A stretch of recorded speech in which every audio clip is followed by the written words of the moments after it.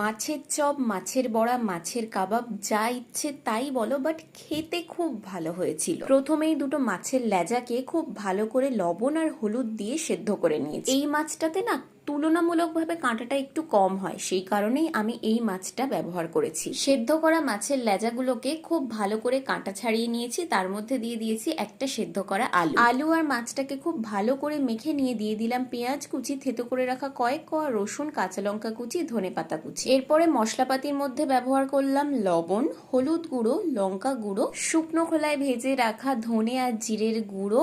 তারপরে সবটা খুব ভালো করে মেখে নিয়ে দিয়ে দিলাম 2 চামচ বেসন, 1 চামচ কর্নফ্লাওয়ার আর 1 চামচ ময়দা। তারপরে পুরো মিশ্রণটাকে এরকম কাবাবের আকারে গড়ে নিয়েছি। তারপর একটা লোহার কড়াই চাপিয়ে তার মধ্যে বেশ খানিকটা সাদা তেল দিয়ে সুন্দর করে কাবাবগুলোকে ভেজে ফেললাম। মাছের কাবাব তো একেবারে তৈরি। যাই বলো, রেসিপিটা কিন্তু খুব সহজ ছিল।